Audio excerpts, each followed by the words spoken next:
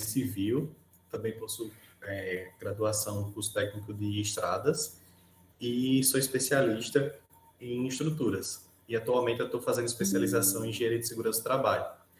Então, como no próximo dia 28, próxima semana, na próxima quinta, né, no caso, na outra quinta, nós teremos o Dia Mundial da Segurança do Trabalho, fui convidado para fazer essa apresentação sobre esse tema, né? Explanar aqui alguns tópicos, alguns assuntos, para que a gente possa tentar ajudar a implementar algumas coisas no nosso dia a dia. Então, vamos lá. Como é que surgiu essa data, né, de 28 de abril? Lá em 69, nesse dia, 28, ocorreu um acidente, né, uma explosão numa mina no estado norte-americano da Virgínia, e que veio a vitimar 78 mineiros que trabalhavam nessa atividade. Aí, só em 2003, a Organização Internacional do Trabalho, a OIT, ela estava ali justamente implementando esse Dia Mundial da Segurança do Trabalho e resolveu escolher essa data que ocorreu esse acidente, né, o dia 28, como a data para celebrar, para marcar esse dia. E, posteriormente, em 2005, através da Lei 11.121, foi instituído aqui no Brasil o Dia Nacional em Memória das Vítimas de Acidentes e Doenças de Trabalho. Então, a gente tem nesse mesmo dia, a nível internacional, a gente celebra o Dia Mundial, né, da Segurança e Saúde do Trabalho, e a nível nacional, o Dia em Memória das Vítimas de Acidentes e Doenças de Trabalho. Mas aí, como assim? Algumas pessoas podem ter tido algum contato, né, com essa parte de segurança do trabalho, conhecer alguns conceitos, mas aí o que seria necessariamente um acidente do trabalho, né? Esse conceito aqui para o Brasil, ele é definido pela Lei 8.213, de 91, em seu artigo 19, onde ele trata, né, expõe que o acidente do trabalho é o que ocorre pelo exercício do trabalho a serviço da empresa ou do empregador doméstico, pelo exercício do trabalho dos segurados previsto no inciso 7, né, do artigo 11, então, da mesma lei. Então, que provoca, através desse acidente, uma lesão corporal ou uma perturbação funcional que causa a morte ou a perda da redução permanente ou temporária da capacidade do trabalho. Então, assim, tudo isso ele quer dizer o quê? Se você sofreu um acidente em que você é um empregado, né, de uma empresa, ou até mesmo doméstico, e de alguma forma você perde a sua capacidade de trabalho, ou até mesmo venha a falecer por esse acidente, seja ela permanente ou temporária, ou seja um período curto, um dia, 2, ou seja por um período mais longo, é sim caracterizado um acidente do trabalho. E aqui do lado eu trouxe essa imagem, ela não está tão boa, mas é uma CAT, né? E o que seria essa CAT? É chamada comunicação de acidente do trabalho. Então, sempre que ocorre um acidente numa empresa, tem que ser feita a comunicação para o INSS, né, para a Previdência Social, para que ele seja comunicado de que houve esse acidente. Então, essa comunicação ela pode ser feita pelo próprio acidentado, pela empresa, por um familiar, enfim, até pelo médico que atender essa pessoa no hospital. Então, deve ser feita essa comunicação para fins estatísticos, né, também para que seja supervisionado esses acidentes, enfim, investigado e tudo mais. Essa seria a definição legal, né? Mas existe também a definição prevencionista, que aí ela diz o quê? Que um acidente do trabalho é um evento programado ou inesperado ou não, que interrompe ou interfere no processo normal de uma atividade, ocasionando a perda de tempo útil, e ou a lesão nos trabalhadores, ou até mesmo danos materiais. Ou seja, a gente já vê que nessa definição, ela não enxerga apenas o acidente do trabalho como aquele acidente em que traz um prejuízo na funcionalidade, né, na perda funcional do trabalho. Na verdade, qualquer coisa que ocorrer que saia do esperado, né, já é considerado um acidente. Para ficar mais claro, eu vou exemplificar. Por exemplo, Digamos que na entrada da Zago, no escritório lá de Brasília, no prédio, tem uma rampa, e sempre que chove, essa rampa fica úmida e, vez por outra, alguém escorrega. Nunca ninguém se machucou, mas sempre alguém escorregou. Do ponto de vista legal, as pessoas que trabalham ali naquele prédio não sofreram um acidente de trabalho. Mas do ponto de vista prevencionista, elas sofreram. Por que isso? Porque a prevenção, ela pensa o seguinte, que sempre que nós sofremos um quase acidente, um incidente, né? Vários desses ocorrendo inúmeras vezes, se nada for feito, um dia alguém vai escorregar naquela rampa e vai sofrer um acidente, vai se machucar, vai ter alguma coisa grave. Então, é por isso que temos a visão prevencionista, para ela tentar justamente sanar, digamos assim, esses acidentes. Aí eu trouxe aqui alguns dados sobre os acidentes, eles são os mais atuais do INSS, são de 2020. Então, nesse ano, de 2020, obviamente, nós tivemos 445.814 acidentes no Brasil, acidentes de trabalho. Foi um ano muito bom, foi bem menor do que os outros anos em relação à quantidade de acidentes, isso provavelmente por causa da pandemia. E esse número ele pode ser dividido em acidentes típicos e de trajeto, porque existe essa denominação, digamos assim. Os típicos são aqueles que ocorrem na empresa mesmo. Tipo, eu estava pegando uma caixa, acabei escorregando, caí, me machuquei dentro da empresa. Seria um acidente típico. Já um acidente de trajeto é porque também é considerado um acidente de trabalho, o trajeto que você faz entre a sua residência e o seu local de trabalho, e esse retorno, né, entre o local de trabalho e sua casa. Então, se você sofrer um acidente nesse trajeto, também é considerado um acidente de trabalho, desde que, obviamente, você esteja, de fato, no trajeto entre a sua casa e o seu local de trabalho. Então, o resultado disso, né, desse número elevado de acidentes, coloca o Brasil, infelizmente, numa posição de não muito prestígio, né? Como tem nessa matéria, entre os países do G20, o Brasil encontra-se no segundo lugar, né? Um dos primeiros colocados com relação ao número de mortalidades em acidentes decorrentes de acidentes do trabalho. Mas aí o que a gente pode fazer para melhorar esse panorama, né? Existe uma série de profissionais que trabalham, né? Que se dedicam a justamente minimizar essas estatísticas, que aí seriam o grupo que geralmente a gente vê nas empresas, a empresa tem o SESMIT, tem um profissional ou outro, que seria o quê? O engenheiro de segurança do trabalho, o técnico de segurança do trabalho, o enfermeiro e o auxiliar de trabalho, né? E o médico do trabalho. Esses profissionais, eles dedicam sua profissão para justamente cuidar da saúde e da segurança dos profissionais, né? E outra pessoa que pode contribuir são vocês mesmos, né? Sempre que a gente fala em segurança do trabalho, é muito importante o conhecimento, o treinamento, por isso que sempre a gente vê muito, teve o DDS na empresa, né? Teve uma palestra, porque é através do conhecimento que a gente consegue identificar quais são os riscos e aí sim agir em cima deles, né? Aí já falando dos riscos, nós teríamos aí uma subdivisão, digamos assim, em 5 tipos dos riscos ocupacionais. Cada um deles possui uma cor específica para representar esse risco. Então, quando a gente vê uma cozinha verde lá, a gente está falando dos riscos físicos. Então, seria o quê? Um ruído, né? Um local de trabalho que tem muito barulho, uma máquina que faça muito barulho. A radiação, essa radiação pode ser até mesmo o sol, né? Eu estou trabalhando em campo, recebo muito sol, né? Também é um risco. Enfim, calor, frio, vibrações, né? São alguns outros exemplos. A gente tem os riscos químicos, então como o nome já sugere, são muito associados a substâncias químicas, né? E principalmente quando a gente acaba inalando os vapores ou os gases, né, de algumas substâncias que podem vir a trazer algum prejuízo à nossa saúde. Eles são representados da cozinha vermelha. A gente tem os riscos biológicos, que aí entraria os vírus, bactérias, fungos, parasitas, né? Que podem acarretar, trazer alguma doença para o empregado e, consequentemente, algum prejuízo à sua saúde.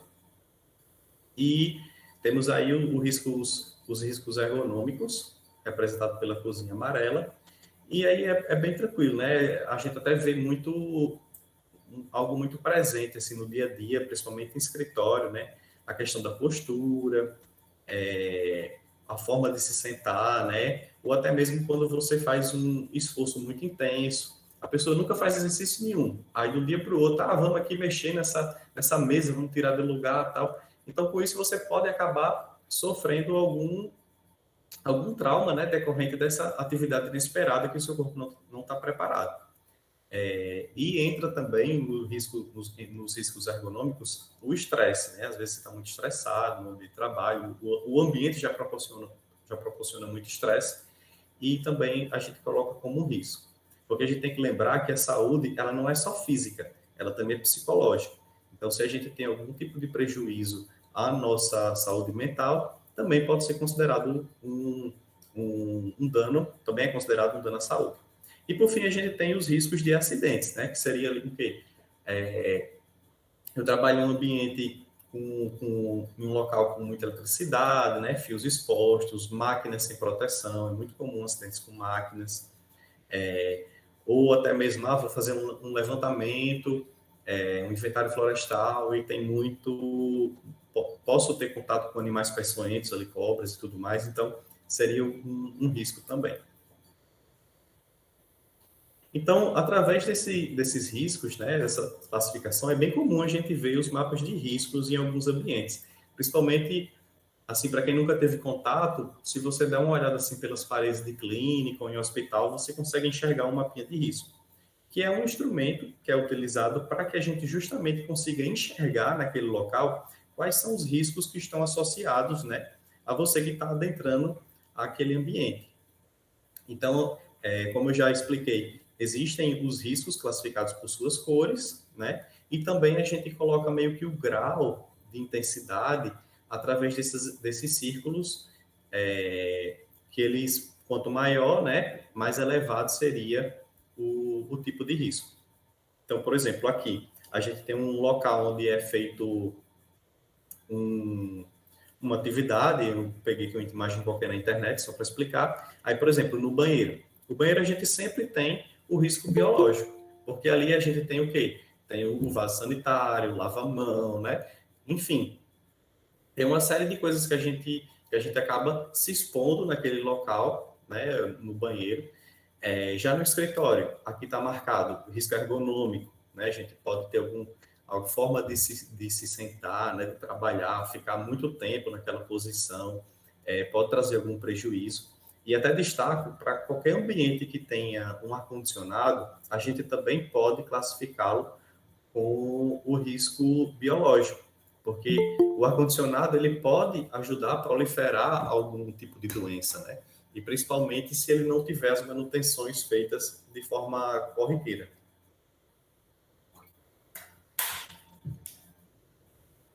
Aí agora eu queria, para deixar aqui mais dinâmico, eu queria a ajuda de vocês para a gente ver aqui nessas duas imagens alguns riscos que estão associados a esse trabalho, né? A gente tem um trabalho em escritório e um outro em campo, fazendo a supressão vegetal aí, o empregado, e queria que 2 voluntários aí, pelo menos, ou quem quiser contribuir, participar, para identificar pelo menos um ou outro risco dessas atividades. O cara tá todo errado no escritório, gente. Ele tá sentado numa banqueta, com um notebook lá embaixo, parece uma folha de papel. Nossa, velho, todo curvado. Gente. É até legal você ter falado o escritório, né? Porque às vezes quando a gente vê assim, já pensa, nossa, o cara tá no escritório, tá muito relaxadão. Mas hoje é muito comum a gente fazer home office, né? Já era comum para a gente aqui nas Águas, se tornou mais ainda com a pandemia. E quando a gente está em casa, a gente fica muito mais à vontade, né? Era muito comum a gente ver gente que só se vestia da cintura para cima, né? Então, é muito comum, por isso, a gente ver que os maiores prejuízos, digamos assim, para a ergonomia, às vezes estão muito associados ao nosso ambiente de casa também, né? A gente está trabalhando em casa e... Tem gente no sofá, é mesmo, no sofá, na cama. É, E essa questão do computador muito baixo, assim, né? Fica com. Tem que estar na altura do seu olhar, né? boa. Exatamente. E para outra imagem, vocês viram alguma coisa aí? Talvez a roupa não esteja correta, mas eu não sei muito. Não sei se ele precisaria de alguma proteção na face, talvez. Boa. Acho que animais também, peçonhentos, porque tem uma mata aí, eu acho. Não, mas ele tá de perneira. Ele tá de perneira, ele tá com protetor auricular, ele tá com capacete. Eu fiquei olhando, ele tá com a luva também, né? Tá com Eu acho que falta um óculos aí, né? Alguma coisa na face, né? Um óculos. Quando uma vez naquela madeira, ele vai pegar na cara dele. Talvez a postura aí também, na hora de cortar, também pode ir um risco, né? Parece que ele vai cortar o pé ali nessa posição que ele tá. Vários riscos, né? Vários riscos. Mas uma coisa que me chamou a atenção nessa segunda imagem é que muita gente destacou o que é chamado de EPIs, né? Os EPIs que ele está usando. De fato, ele não está usando nenhum óculos, era importante. Principalmente porque pode voar, né? Com o movimento da serra, pode voar alguma flepa de madeira, né, no olho. Então, seria importante também. Mas aí, o que é que a gente pode fazer, né, com relação a esses... Que até algumas pessoas já comentaram, né? O que é que a gente pode fazer para justamente melhorar esse exercício, né? Esse exercício do trabalho, né? O desenvolvimento desse trabalho. Deixa eu voltar aqui para a tela. Aí foi como o Lícia falou, né? A questão da altura dos olhos, o monitor na altura dos olhos. A gente tem que ter também, muito importante, apoiar bem o pé no chão. Ah, eu sou baixinho, não consigo apoiar o pé no chão, então é importante ter um apoio para os pés. 90 graus aqui, fazendo o joelho. Essa questão de apoiar o pé é importante. Às vezes a pessoa sente muita dor no joelho ou no tornozelo e não sabe por que é. Começa a andar, fala, rapaz, estou sentindo uma dor incomodando, tudo. Sendo que quando ela está sentada, não sente nada, né? Mas justamente esse desnível, digamos assim, deixar a perna assim suspensa, vai fazer com que você tenha algum prejuízo nas articulações. E pode vir aqui para a base da coluna, como no joelho ou até no tornozelo.